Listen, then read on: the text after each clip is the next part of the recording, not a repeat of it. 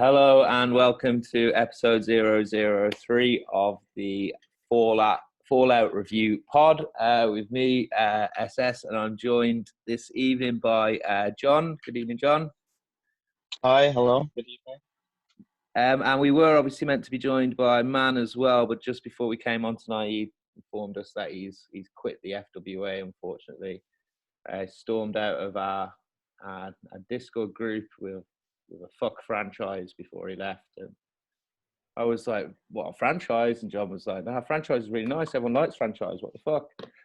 But Man was like, no, seriously, fuck franchise. And that was the last thing he said. So hopefully we hear from Man soon. But if not, we'll just take it as he has quit the Fed. Which means this episode 003 could be the very last one that he works on. So this is the Man Memorial episode.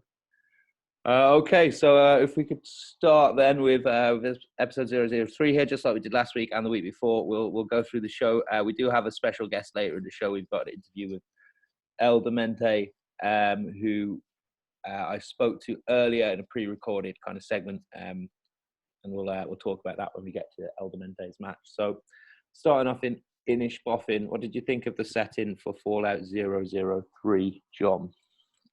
Well, I had fun having to ask about it. It's a pretty cool setting. I had to figure out how I was going to do the JJJ entrance for this show, because he usually comes from the crowd, and Inishbofin is such a unique location. Yeah. I mean, aside from all the lost tickets, I think all of the locations, bringing back to Gold Rush, they feel pretty cool. Yeah. Yeah, it was definitely big fan of it. Sorry, go on. Yeah, I was just gonna say I'm happy that you guys posted the description for the next card beforehand. Yeah, that was because that was mainly a Man actually wrote after this opening bit. He wrote the kind of intro here first, with it being like kind of a set in like the sports hall that's there, whereas I kind of wanted it outside on the kind of cliff face. So we had to rewrite this. So I thought we'd be a bit more upfront with that, so that kind of thing didn't happen again. But yeah, and it was definitely an allusion to the Gold Rush tournament, kind of the start with the images of the setting. And that went over really well to set the scene. Got a little bit with Anzu here and Yuna, some more build for 006, which we have more of later on. And then on to that straight up punk Nova Diamond, who had a little bit to say here about how he won the golden opportunity, blah, blah, blah, blah, blah. Nova Diamond will be the FWA World Champion. Strong words, but I don't know. I don't know personally. What do you think? What do you think about that, John? I mean, if you post RPs like he did against Devin Golden, I think he's going to have a hard time picking his place. But Nova is cashing in this week, so that'll be. I'm looking forward to reading his promo. I think he needs 6 months for that promo first. Well, maybe, but we're going to keep booking him quite often on Fallout with either Caesar or Diamond to not let what happened at Golden Opportunity happen again. But there you are. Right. Okay. So we're on to the first match here. We had Gabriel against Conchu. Obviously, Gabriel now we know he's on a break from the FWA against Conchu. Goes from strength to strength with another win here. This was a close match with most of the graders. I had it close in favour of Gabriel. I think you and John had it close in favour of Conchu. What did you think? Yeah, what did you think of these promos first? Gabriel's, I really liked the start of it. The twist at the start of it was pretty good. Mm-hmm. It's a really good promo, as most ETE Gabriel promos tend to be, but it also, I think, didn't do anything new enough for it to feel as special as the past ones have. Mm-hmm. Whereas Conchu, I think it was pretty straightforward promo-wise, but you still get a lot of story progression out of this. How his Cabal reacts to what he did at that big meeting, and obviously his relationship with Epsilon, and the kind of tragic note at the end at the funeral. So I think you get a decent bit of story progression compared to Gabriel's, combined with about even enough match selling. Mm-hmm. Yeah, I'd agree with what you said mostly. I mean, I think the scene at the end of Conchu's promo was incredible. That was a real like kind of punch. Yeah, Whereas the emotion in Gabrielle's promos, rather than just promo, like stretching back to Desert Storm, has been more kind of like a slow drip feed of emotion as opposed to the hammer of Conchu. But I've really enjoyed that over the last few months. Now it is a shame that we're not going to get that kind of fortnightly.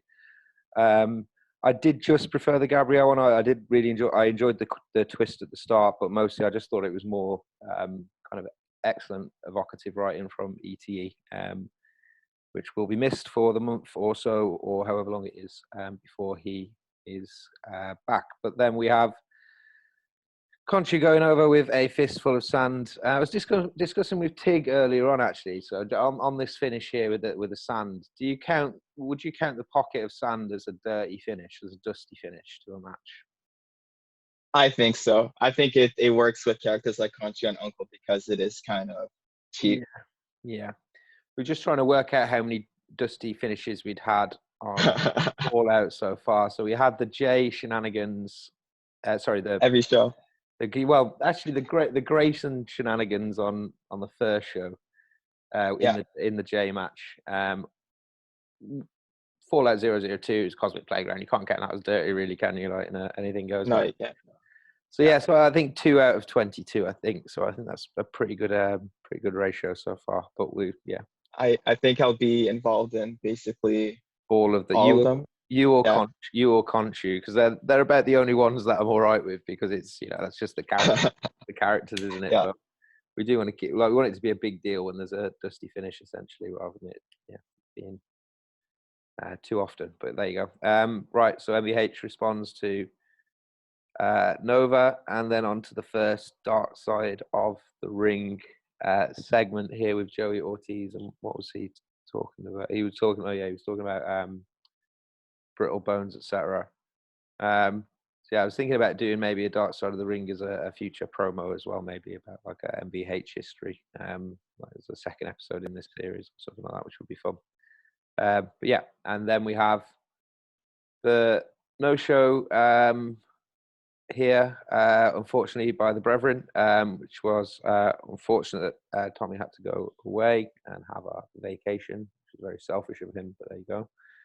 What did you read the Undisputed Alliance promo?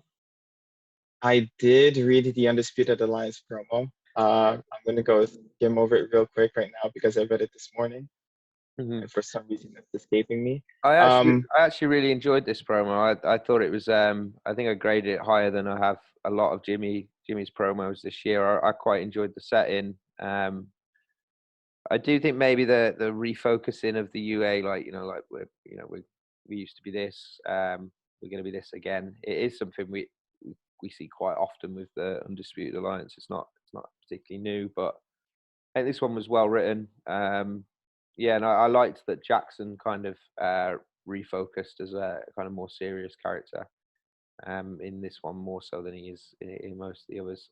He gave like a bit more weight to what they were saying when he's not kind of maybe not undermining what Nate's saying almost in a lot of the promos, which is the dynamic. But it was nice to see the contrast here. But yeah, I enjoyed this promo, and it deserved to win considering the opponent didn't show. But yeah, what did you think of the UA's role play this week?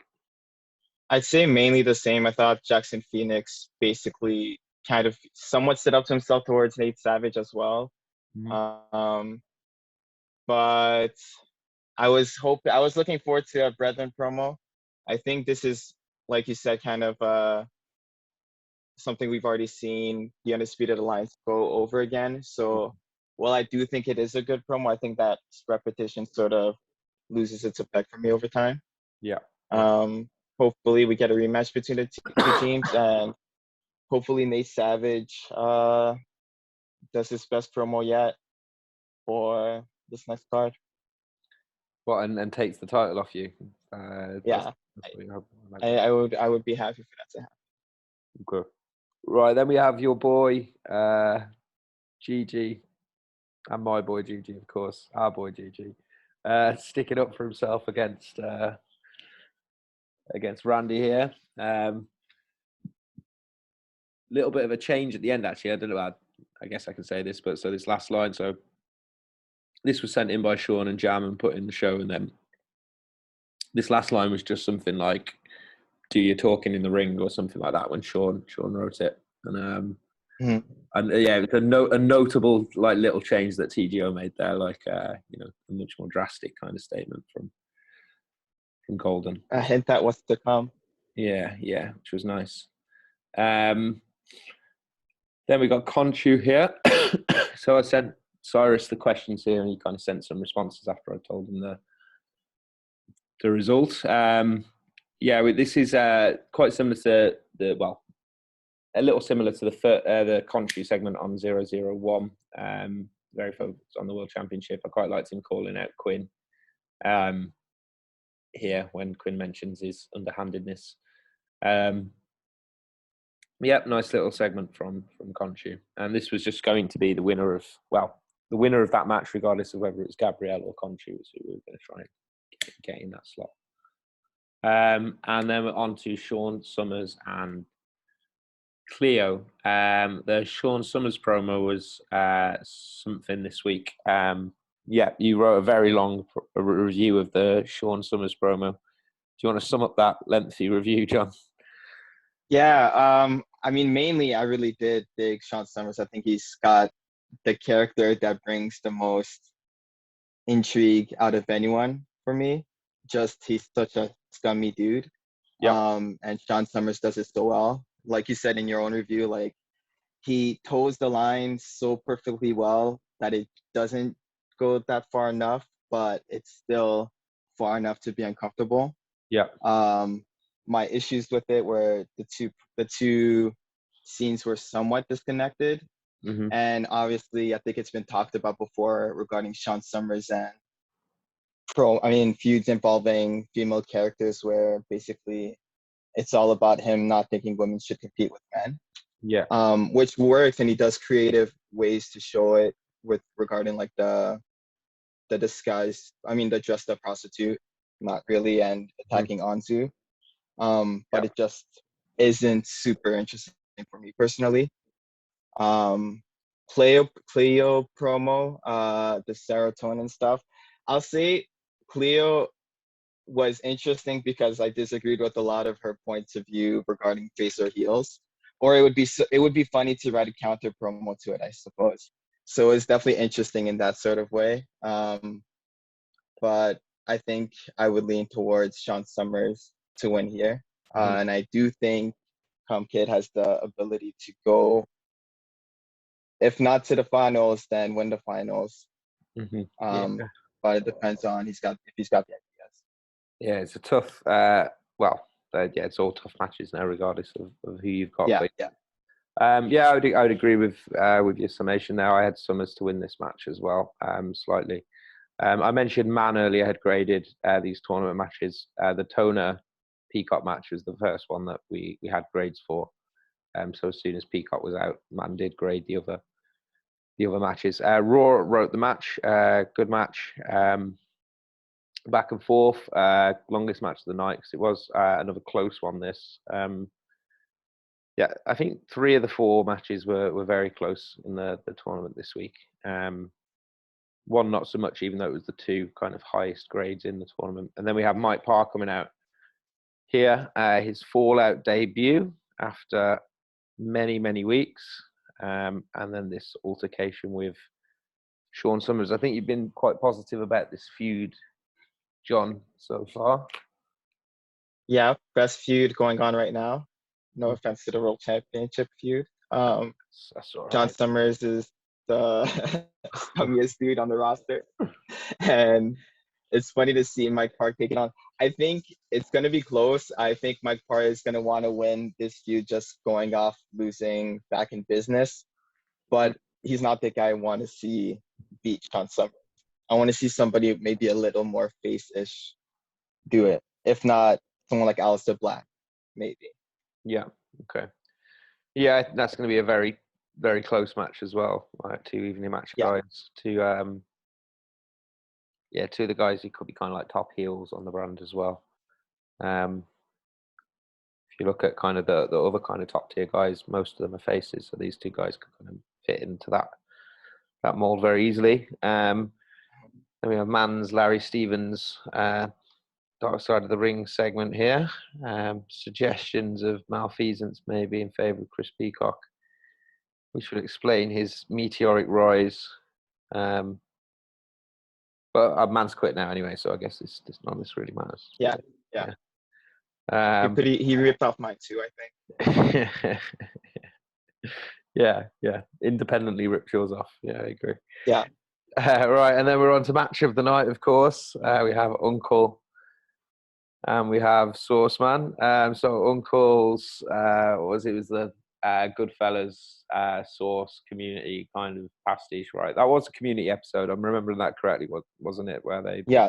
I watched it 2 times, and then I watched the start of Goodfellas. Okay. It's mainly community for sure. Yeah. Were they? So I watched Community a couple of times through. Was it something to do with Shirley's sandwich shop or something, or what were they making? Was it actually sauce that they're making in the episode? It's chicken fingers. Okay, yeah, okay, all right, cool. Yeah.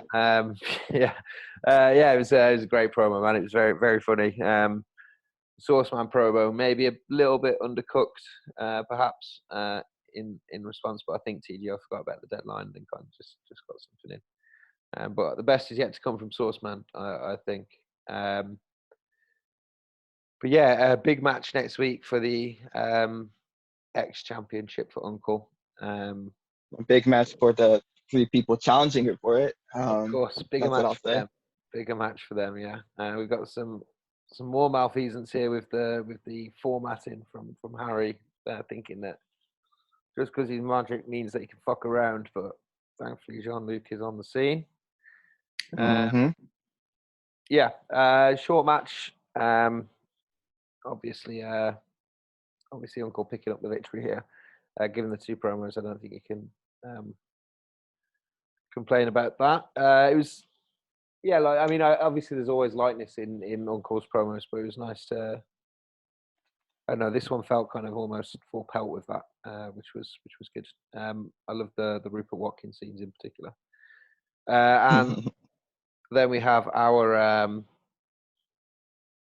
end of our post-match scene here with Uncle Jay here. Right, do you want to talk us through this? Yeah. Well, first off, we were supposed to get a segment with Danny Toner, but he had other occupations this past week. So JJJ does his own thing. I was just having fun with it. Usually I'll post random tweets after shows, and I guess I was just following that off anniversary show. I did enjoy writing the ending part of it regarding the title, because I think the day after I wrote it, we were talking in the Discord about titles and having meanings. Yeah. And I was just coming off having written a promo that kind of addressed JJJ's opinions towards titles, which they're just a way for him to get tough matches. Yeah. He's a masochist of some sort. He likes suffering. He likes facing his opponents at their meanness. Yeah. And the title gets him a way through that. And I'm excited to see if I can get past defense number 1 of any reign I've had with the belt. Okay. Yeah, we're interested to see that as well, John. But a tough challenge next week. And then we get to the Black Widow Wrestling announcement and the Fallout 006 kind of poster. So these will just kind of be non-promo house shows, as it illustrates in the paragraphs above, but will further a lot of the FWA stories. It's obviously BWW is an all female company, but I think maybe there'll be some of the male wrestlers kind of feuding with some of these female characters either at ringside or in backstage segments or something like that to kind of further those. Which will be fun. I know that the Eagle Eye amongst you. I know Psycho Mantis is a dude, really, but in this context, it's going to be there's only one female member of Foxconn, so I had to go with Psycho. And then we have MVH and Nova versus Sean Summers and Sauceman. I don't really know. He said he's gonna pick Uncle actually. Okay. Okay. I've talked to him privately and we've agreed. Um, Or maybe surprise pick like I don't know, Demente or something. maybe. We'll see. I was speaking to Tig earlier, and he's got a couple of interesting ideas for his selection if he was to make it. Uncle as well. He didn't mention it. Well, actually, we were speaking about Uncle, but in a different context, as Oh, somebody he'd like to feud with, maybe. And then we get to the Gauntlet title match. So we'll talk through the match here, and then we'll hear from El Demente. So Bedlam, Edie, and Stu Grimes here. I had Demente winning this one. I liked the Whom the Bell Tolls riff, kind of more in the poem than the Hemingway book, but that's okay. You know, not everyone prefers the Hemingway book, but okay. But yeah, it was a good promo. Very very atmospheric. Obviously, he's got kind of a mysterious past, this El Demente chap, which will become more clear very soon when we hear from him. But I think he was the worthy winner here. I think it looks great, the promo. I think yeah. it was a good character portrayal. I was speaking about the graphic. He was saying that he wanted it to kind of look like a comic book cover, and I think that worked pretty well. Portrayal was good, character portrayal. I think character development he could have had a bit more of, especially when you compare it to his last one at the anniversary show, which was very big on that. But I think he did enough to get the win here. Mhm. Yeah. And then he kills Stu Grimes again. I'm not really sure what his issue with the friendly giant is, but he's not very accommodating to Grimes. But there you are. Is it the last we see of Grimes or? No, he's out for another month. Yeah, so I think that'll be a recurring thing. You know, he'll come back and then someone will kill him, and then he'll go off for a month or something. You know, but yeah. So I guess we'll hear from El Demente now. And so I didn't really think about the transitions here, so this might be quite abrupt. Okay. But yeah, we'll go to this this here, and then I'll come back to you, John, for your thoughts on what he has to say. Okay. Take it away, SS. Okay, so we're joined now on the Fallout pod by El Demente, who obviously became the Gauntlet champion this week with a victory over Stu Grimes and Tommy Bedlam. And El Demente, thanks for joining us. Thanks for coming on. Yeah, it's a pleasure to be here. Thanks for having me. Excellent. So firstly, I think, well, the reason you wanted to come on this pod, the reason we wanted to have you on this pod was because I think you have an announcement regarding the character and you yourself as a handler. So I'll just give you the floor, I guess. Thank you. Appreciate it. So I know that some people have thought that based on my writing abilities that I'm not new to this at all, and that I'm actually someone in the FWA or in the FWA's past playing a rip. It's not entirely inaccurate. I am a prior RPer for the FWA, and I haven't fully been in it for several years. I'm actually a former ex-champion, a former two-time tag team champion. I've actually main evented back in business. But after some falling outs with people, not being consistent, and using my pull with IMAT back in the day to get my way in storylines and everything, I became one of the most hated RPers in the FWA. And if you haven't been able to guess by now, for those that have been around for a while, I'm actually James Sink.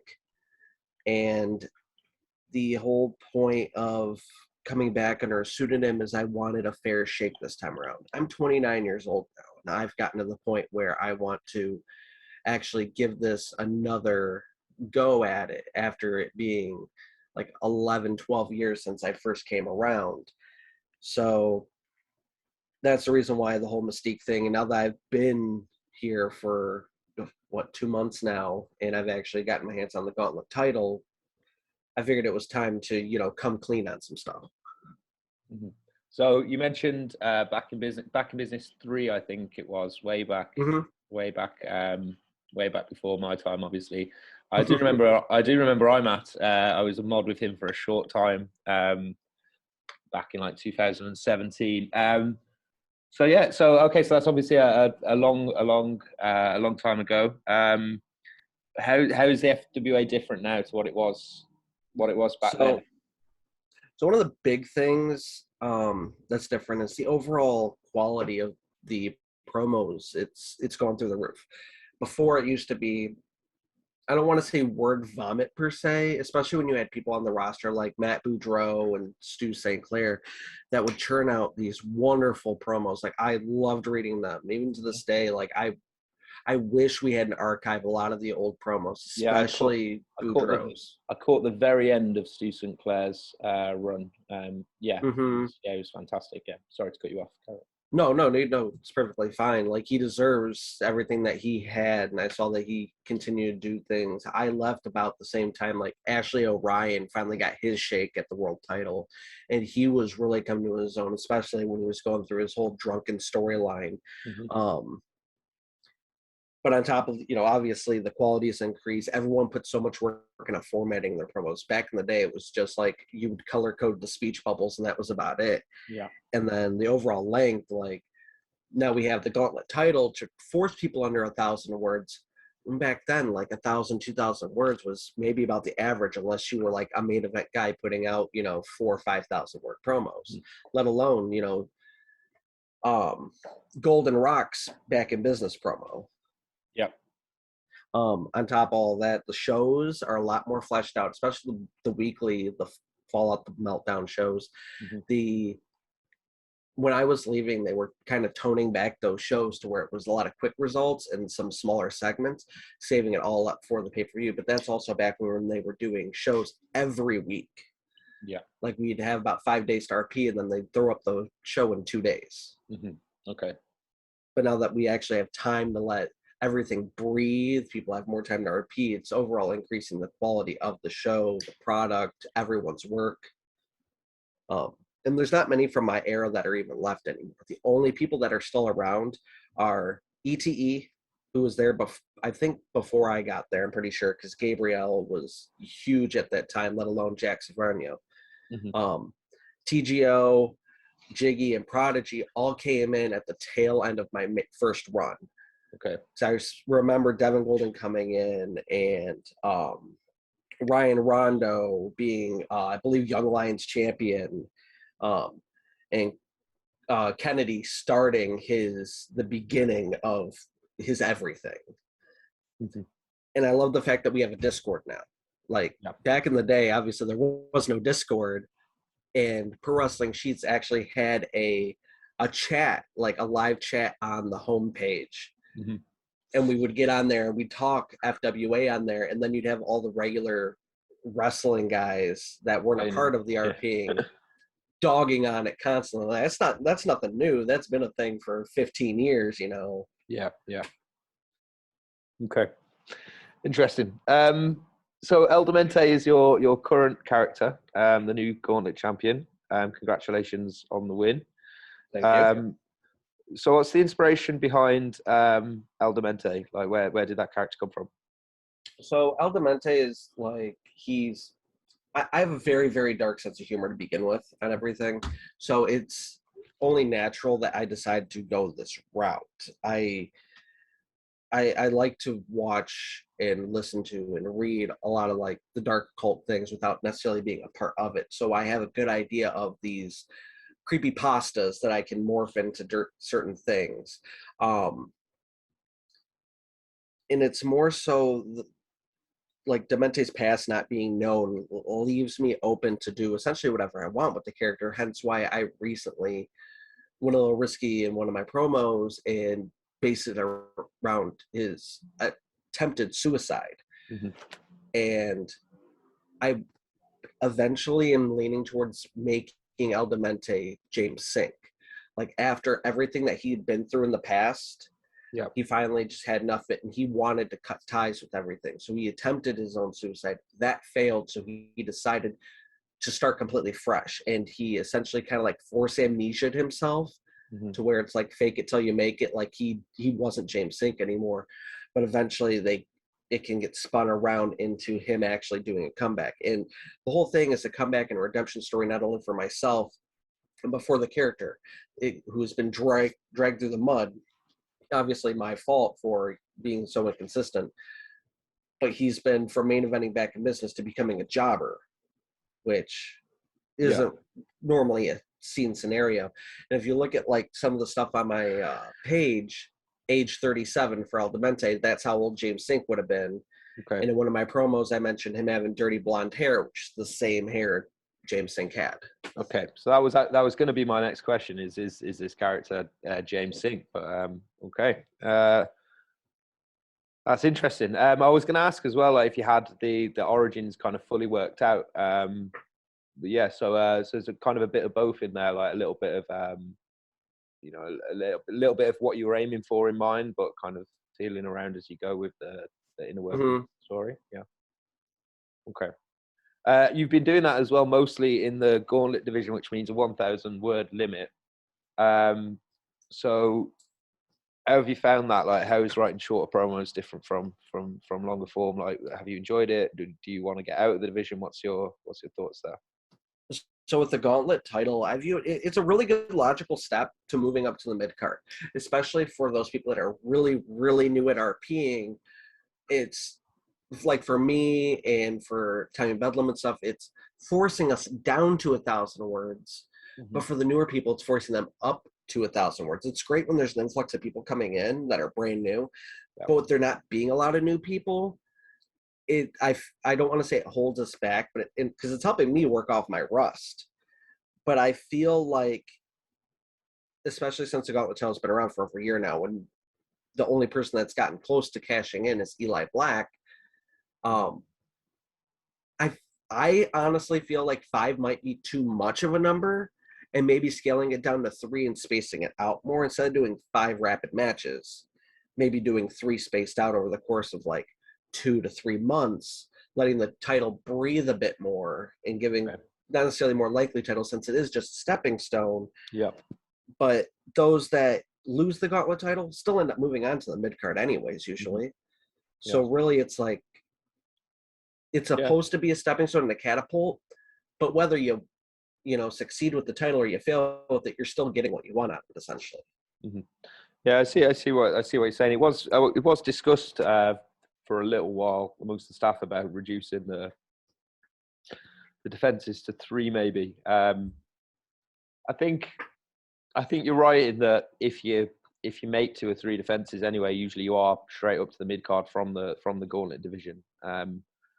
So yeah, I don't know about the number of defenses and whether that would impact really what the division's there for. But yeah, I don't know. I think I want the 5, to be honest. I want to keep it as 5 until somebody gets 5, and then maybe we can talk about moving it to 3. But I think like that should be a big thing. Like when somebody gets 5, like if when somebody gets the shot, if we've moved it to 3, like is that a big deal? Right, because the first person that gets to 5, that's exactly. I see that being as a big like shot of adrenaline and everything. It's like, oh my god, someone actually did it.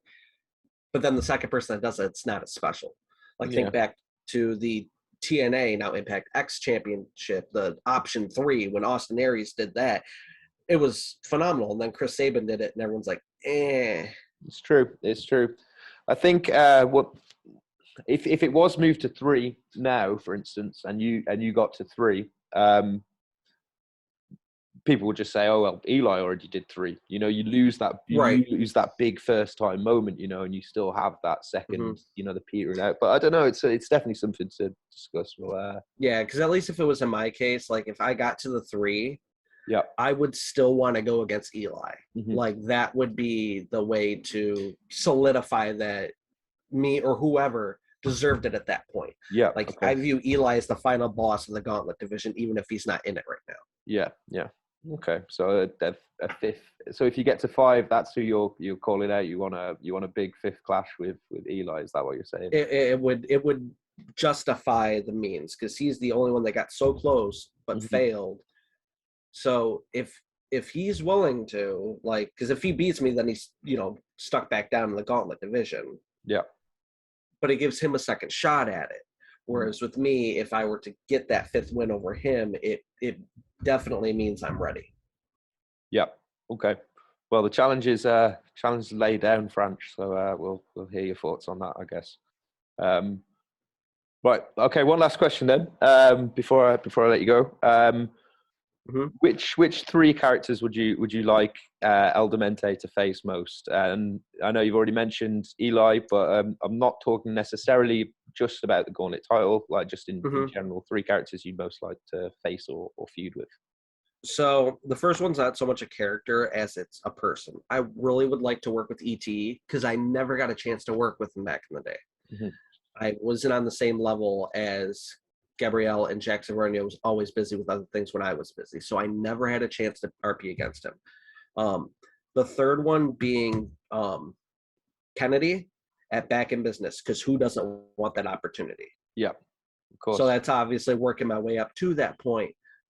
But just if you are in this and you don't want a chance at beating Kennedy, it's just like Undertaker. If you didn't want a chance at beating the Undertaker, why are you doing this? Yeah.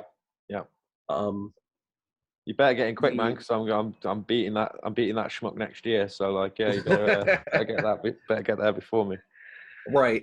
Someone's got to get there, right? Well, he's going to beat me in about 2 weeks, so like I'll do him at Back in Business instead. That's the long there con. You go. The long con. So yeah, go on.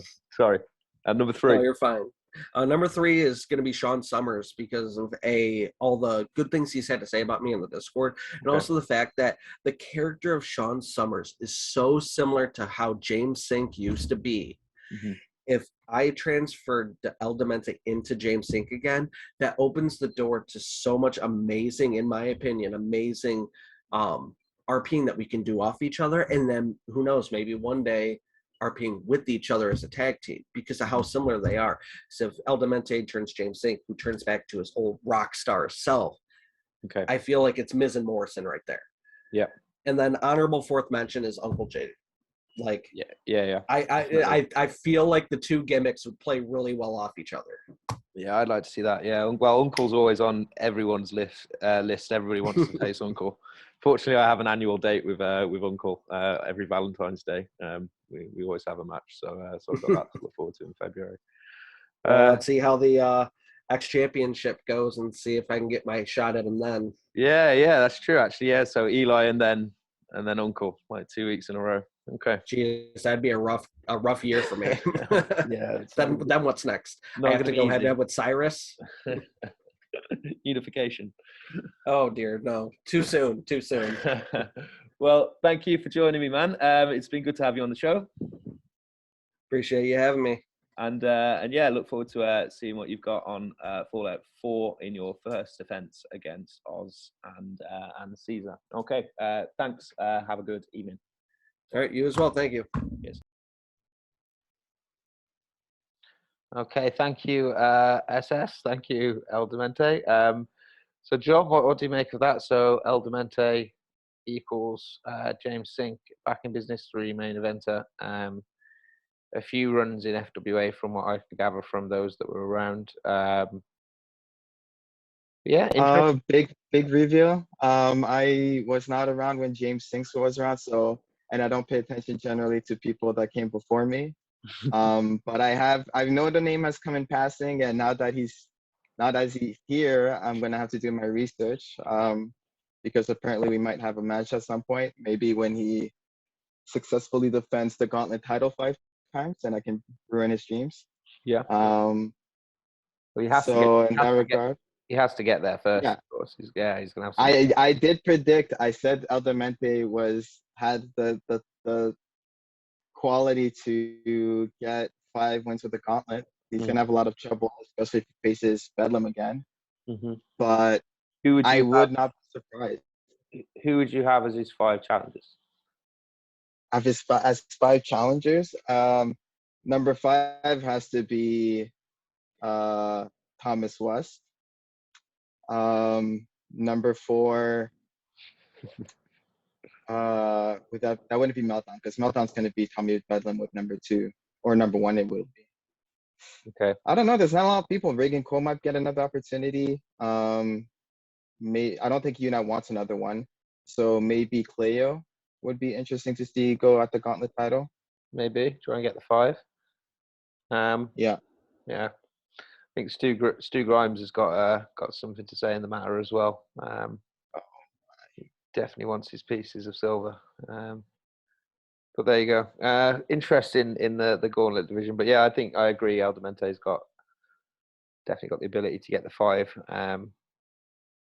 If your promos like the For Whom the Bell Tolls one, then yeah, he's definitely got a good chance of doing that. I do like the idea of Eli being the big boss of the Gauntlet division as well as the fifth kind of defense. Yeah. Okay. Eli's the North American competitor. Yeah, he does, man. He does. Just wants to make sure that that she's looked after, that she's in worthy hands. Right, and then we get the semi-final draw. So obviously now we know the results of the quarterfinal matches. So we've got Conchu against Tona, and we have Summers against Ramon. And then into the third quarterfinal match between Danny Tona and Chris Peacock. Quite short, obviously. Tona selling the injuries a little bit here. So 2 very good promos here.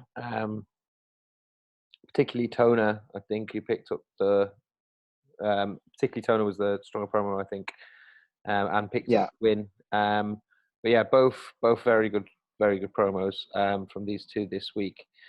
The Tona stuff I put in my review that it reminded me of kind of Anatomy of a Murder, that film, a few times, which is definitely a good thing. It had that vibe to it.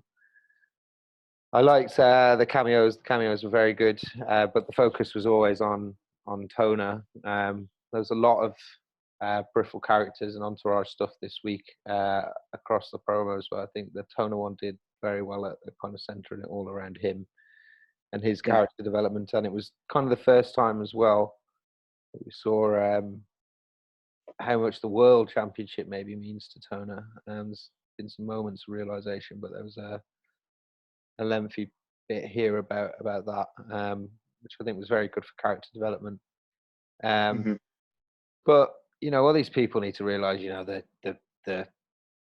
the Nova Diamonds, the Danny Toners, and the Randy Ramons. It doesn't matter how much you want the title. It's not. It's about how much you want it. Like, come on, guys. Like, it's not about how much you want it. It's about being the best, everyone. All right.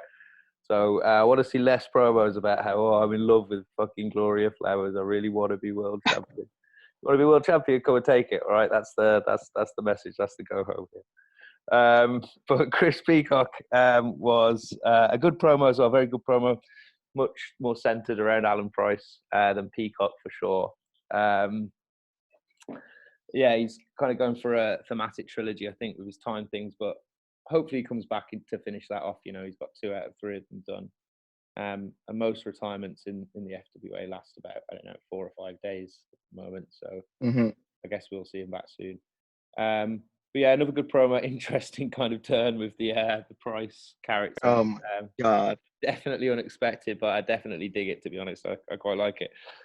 But as I mentioned in my review, I would have really liked to see more of the kind of, slapstickish hiding of this big secret from Peacock. It kind of all happened very suddenly in one promo, from the reveal to the audience, then directly after the reveal to Peacock. So maybe that's been drawn out a little bit more. I don't know, but yeah. What were your thoughts on these promos? No, I was gonna say, man should go back to all his old promos, edit them, and inject those Alan Price hiding moments. If he had thought much farther ahead, he could have already had that. He could have. We would have all thought he was a genius, but it is what it is. It is. Promo-wise, Chris Peacock, I think, had the second best promo of the quarterfinals for me personally. But the Alan Price stuff is what kind of dragged it a bit down. Although I did love the turn, it's just probably the wrong opponents to risk that again for me. Yeah. And then Danny Toner promo, I think, it felt like a promo that could have happened 5 years ago and not felt out of place as, say, seeing our Death Stranding RP 5 years ago. And in that sense, it felt very throwback, but kind of showing that you can still get to a world championship back in business main event tier promo, still writing a sort of promo that's more old schoolish. I mean, there's definitely a story with the whole court scene and whatnot, but it felt extremely focused on Chris Peacock, the match. And it went long, but it didn't feel like it at all. Yeah, Danny Toner's world champ. I think he's my number 2 in the FWA right now. Big hype. For more underdog stuff. Okay. Danny Toner, number 2, did you say? Yeah. Okay. The number 1 is up. I'm excluding me. I'm excluding me in this. Okay. You're excluding yourself. That's very kind of you to exclude yourself for once. I would definitely have Toner in the top 3 at the moment, character wise. I think Toner, Uncle, and then one of Peacock, Nova, and Ramon with the top 3 at the minute. Nova has to exit part-time. But that was the choice I had when tie-breaking golden opportunity as well. Those 3, and like Nova won that, so maybe I should go for Nova as the 3rd. But I think you're right in terms of consistency. I'd have to go for either Ramon or Peacock. I think I'd still edge Ramon slightly, but I think Peacock's catching. I've got Peacock as my not because Ramon only has 3 singles matches so far. I'm waiting to see more of them. Obviously, he gets a 4th one now, but only 3 single matches, and the rest have been tagged. So that is my only reason I'm putting Ramon below and Nova as well below because he's 1 time. So Peacock gets it.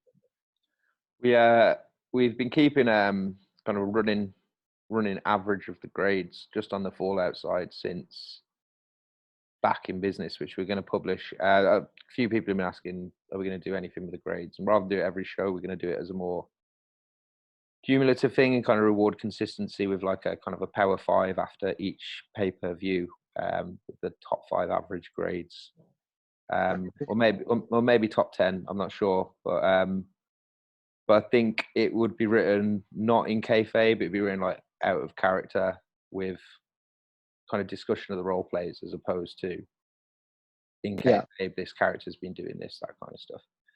So watch out for that. So I won't reveal the top 5 now. Actually, I'll reveal the top 5 now because they are exactly the 5 that I was just talking about. But I won't give you the order. So Toner, Uncle, Peacock, Ramon, Nova at the moment. That's since back in business, including anniversary show. There you go. Okay. Then we have Conchu How killing DJ Franchise, followed by DJ Franchise refereeing this match, which was a complete accident, and I didn't even realize this until you pointed this out to me. But yeah, I quite like that. Yeah, it's sort of like Rupert sending him out to dispel this myth that he doesn't like directly after the promotional video. And then Caden getting the win here over the 3 members of the Bad Boys boy band. Gabby's already gone. So it's up to the Undisputed Alliance to save the day. What do you think of that intervention? I would like to think that they're actually going to unify with Gabby, I don't know, out of the picture somewhat for a month. I could see something like maybe the Undisputed Alliance working with Caden Knox and then eventually turning on him to set up a possible Gabby return if she were to be back soon enough. I don't know. I mean, that can last for ages. It depends on if there's any tension and whether or not they want to do that. Because I think having a 3-man stable would be pretty cool. However long now. Yeah, maybe. It'll be interesting to see where this goes, and if so obviously there is a firm idea where this is going. All of this stuff leading up to Lights Out, but it'll be interesting to see if any audibles need to be called now that Gabrielle is out of the picture. So I'm not. We've got a pretty good idea of how that's going to be adapted, but yeah, we'll see. And then we have Johnny Yamaguchi, another Another villainous ref here, but this time in favor of the Kaiju. Yeah. So you wrote this this snippet. Yeah, I talked to, I think, Come Kid reminded me that he did do something with Johnny Yamaguchi where he tried to sue him after losing to Snowman Tashi. I thought he had kidnapped him, but it was just threatening to sue him. Yeah. I wanted to go with something like Yamaguchi got fired, but then he pops back in when I start running the show, so it doesn't work out. Mm-hmm. But yeah, Johnny Yamaguchi allegedly means that Snowman Tashi's all-timer reign was cheap. We'll see if that episode proves that right or wrong. I'll go with that. Was Yamaguchi on the scene back in 2017? That's what I want to know. Like, because Yeah, I brought him back for sure. Okay, so yeah, so that 5-star attraction main event's in doubt as well. So that's an important scene. Actually, it's probably the most important scene in. Oh, I need to check if he was main eventing that. If he was refereeing the main event for that one. Let's just say he was. Let's just say he was. So yes, that's the most important part of Fallout 003, invalidation of John's greatest accomplishment. And then we have a setup to a match I'm really looking forward to next week, actually. Ryan Rondo versus Chris Peacock. Speaking to Shake a bit earlier today. And I think he's in business for this one. That'll be good. I would quite like Peacock to finish really high in the rankings, but win 1 out of 6 matches this month in the grade rankings, and like lose 5 out of 6 matches. So hopefully that continues. If this even happens now, I think he'll have to issue an apology to the franchise before it can. Yeah. And then finally we had Grayson versus Ramon. This was actually the closest match in the quarterfinals. Definitely, I think we had 4 graders, and it was 0.5 to Ramon on average overall. I think so. An extremely close match. I think it was 3-1 to 3-2 if we count your votes as well, John, which we didn't, I don't think, on account of the content of Grayson's promo. But yeah, do you want to talk about these two promos? Oh yeah. So Gerald Grayson, obviously, I'm biased towards it because it's a beach episode, very anime. It features the uncles and his nephews. And I was a big fan of all the gags that he came up with. Basically, I think probably people thought that I contributed to that more than I did, but all of the gags are very much out of the mind of Jam. I thought he did a good job of talking about Randy Raymond, I think, from the starts to the end, which I think that's one of my biggest things I feel like would be my wholesale, more consistent throughout people's promos in general. Just not necessarily directly, but at the very least tying the story towards that match. Yeah. Which I think Jam did a pretty good job at. We also saw Jam bust out a couple of disses, which I was very entertained by. I think Gerald Grayson should have a rap album at some point. Okay. Yeah. On the other hand, I thought Randy Raymond's promo was pretty good. It was funny to think about him having a sort of breakdown in the same context as Danny Toner recently having a breakdown as well. Yeah. And people sort of looking around for him. The way he did it was different because it's more so through the perspective of 3 of the guys he's been most closely aligned with. And in the end, it's Chris Palmer who's more so his own character, being the only one able to reach him. My one criticism is kind of like the one thing I praised Gerald Grayson of doing was I didn't feel like necessarily that whole beginning bit could have worked. That could have worked against anyone, is what I felt. And Gerald Grayson starts to get talked about in the end when we finally get to Randy Raymond. He's talking to Chris Palmer and he finally brings up facing Joffrey.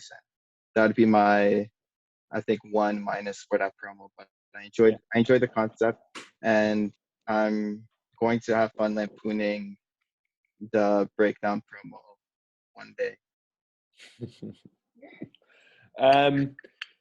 Yeah, I had Ramon slightly by, I think, half a point. I do see what you're saying about the maybe non-specificity of the promo, in that you could kind of apply it to most to any opponents. I I think there's enough about Grayson, particularly at the end. I think there is history there, obviously, with the tag tournament that could have been delved into more by Ramon. But I enjoyed the concept a lot. I agree with you that it was similar to Toner, but different in the way that it was presented, the perspectives that it was from. I thought it showed a lot of good character development for Ramon. And even though it was a promo told from the perspective of others for the most of it, I feel like this promo felt like totally about Ramon from start to finish. And when, as you say, he's only had 3 singles matches, a lot of the times we see Ramon, it's always viewed through like Golden's lens or whatever. I enjoyed kind of getting to know Ramon more, even though we weren't kind of looking over his shoulder the whole promo. I thought that was an interesting way of doing it. But yeah, I thought they were 2 very good promos. I thought that your votes should have counted, because having written with Jam as well for quite a long time, like I could see that it was him for sure. And also I think, a lot of the Ramon stuff is other characters, and although when reading that, I'm confident that that's Sean as well. It's kind of a grey area. I think it wouldn't have really mattered in the end with the 5th voter that we got. I think it would have been 3-2 Ramon, and unless you had, I worked it out kind of at the time, and unless you had Grayson by kind of 2.5 points, then Ramon would have won on grades as well. I don't think it would have been that big. I think Ramon would have graded strongly. I think, but I don't. Yeah, it was fine not grading it. I think. I think everybody that graded had this by half a point or 1 point. It was an extremely close match. It would have gone either way, but it was Ramon that emerged victorious. And then we have Golden out here going full rotten gold to finish the show. Having a lot letting a meltdown guy finish, by the way. Having a lot of fun with this as well. But he's kind of Ramon's cheerleader, isn't he? So if Ramon's winning the main event, we need to have Golden talking him up. Don't put him in the main event anymore. Well, he's not next week. And it's up to Summers whether he will be in 005. But yeah, I like these interlopers. I like these meltdown stars coming across. It's good. I think. Actually, I was going to say we should have more, but I think these 2, just Golden and MVH coming across. That's okay. And then I can do without Golden. And then Man chimes in with his shipping up to Boston, Dropkick Murphys. He wanted a lot of Irish stand-up. I love Man, but he wanted a lot of Irish stereotypes in the show. He definitely pitched. He definitely pitched a few leprechauns and clovers and Guinness and all that kind of stuff. So I managed to talk him down to just a kind of Irish sounding song at the end. But another good closing video package here. And then the Fallout clears with some predictions, and then the Undisputed Alliance and an announcement of a match, which is not going to happen now. No. But Anzu at least supporting Uncle there with declaration. Correction, sorry, of Todd Salem. But yeah, so Nate doesn't have that match, but he has a very, very similar match next week. And talking of next week, just briefly have a look at the card. Oh, we've got some new promos. Oh, we've got promo from Blaine. So I was playing I was playing some Scrabble earlier, and I could make the word Source X or Shokes or however you pronounce that. But yeah, I was quite happy. But apparently it's not a valid word, so I didn't play it. But yeah, Fallout 4 then in Freetown, Christiana, the commune landlocked within Copenhagen.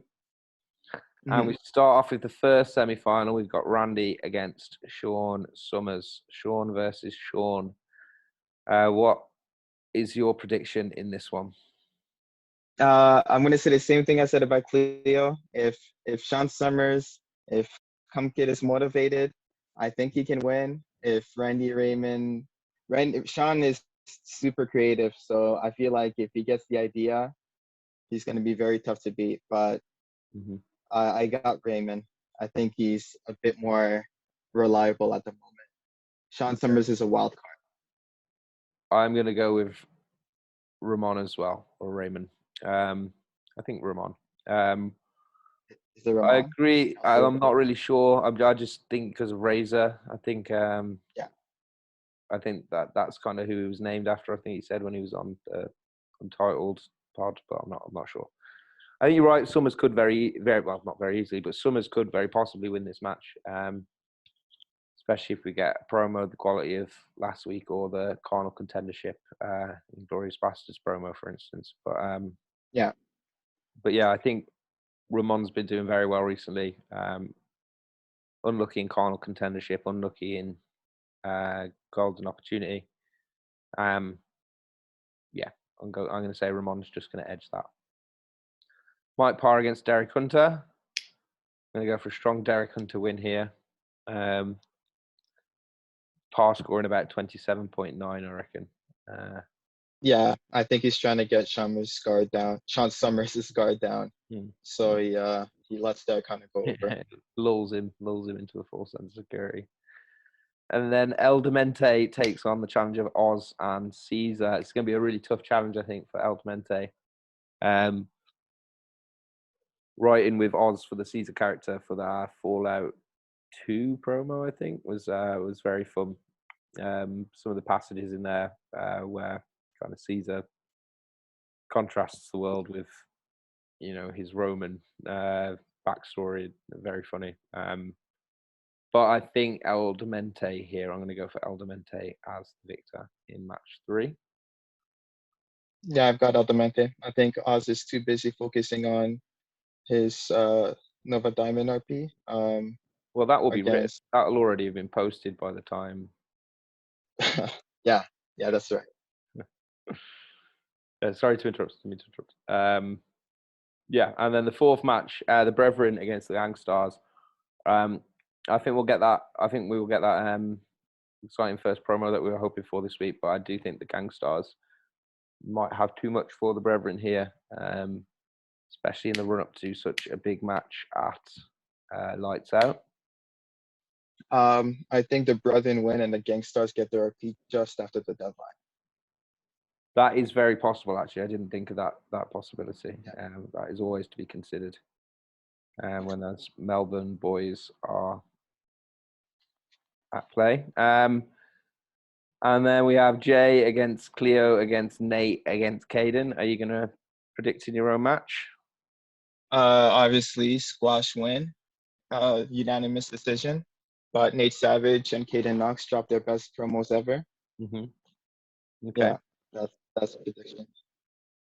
I think Jay is going to win as well. But yeah, I hope all three of the opponents drop their best promos ever. Big impromptu match. Yeah, I think Cleo maybe seems the most realistic of the challengers to win, other than Jay. She would have been my original prediction if the fatal. Actually, no, Gerald Grayson would have been. She would have been my second. Yeah, because Grayson was going to be taken out of that match and maybe left as a triple threat. So without Grayson, I would maybe agree. But if Caden drops something like his Back in Business promo, for instance, then got to be better than that, though. we could we could have a surprise. Okay, Peacock against Rondo, 6th match. I'm going Rondo. I think. Yeah, Peacock. Yeah, I'll go Rondo. I'll go Rondo too. Peacock's going to have like the 2nd highest average and the worst record on Fallout. Which is I like that story, so I'll go with that. Yeah. And then we finish with Conchu against Toner. I think this will be a very close match. Toner's been on fire recently, but against opponents that Toner definitely has a lot of material for. Peacock and Ramon and Rondo, for instance. Conchu a bit more of an unknown. Yeah. And Conchu has been on fire as well recently, especially with his Fallout 002 promo. So I'm going to say Conchu just edging this. I think in a surprise win in the main event. That's what I'm going to go for. Okay. If Conchu did win, it would be a surprise win. I have Danny Toner to win it, but I'll say that Conchu would have been my 2nd favorite of the final 4 guys to win the tournament. Your 2nd favorite in this match. 2nd. Yeah. No, in the semifinals. Yeah. It's a tough draw for both of them. Actually, I would maybe agree with you there. I think Conchu's going to edge it. I think if we have I don't know. I think we'll have a promo maybe of the Fallout 002 standard, because you must recognise that Toner's promos have been unreal recently. Tiggs maybe still looking for an idea, as we were saying in the Discord earlier, but I don't know if maybe he's just fishing with that maybe. But I think conditions are all right for an upset. I'm going to go for Conchu versus Ramon in the final. And then Toner to pursue other business. That's what I reckon is going to happen. X-Title maybe? Maybe, but there's a slew of challenges lining up for that. We've got another guy penciled in for maybe a 007 challenge. Easy. But so it could be, 004, then Lights Out, then 007 for X-Title defenses. But yeah. Not worried. Not worried. Okay. Right. Okay, so I think we'll leave it there for tonight then. So Man will obviously be returning in a couple of weeks' time. He didn't really say fuck French. He was actually he was quite offended that I was going to do that bit. So apologies to Man. But there you are. So we'll be back in 2 weeks' time with Man, and I think Tig is going to join us for a bit of a round table. Myself and John will be here as well. Thank you for joining me again this evening, John. Happy to be here. And we'll see you for 004 in 2 weeks' time. Good night.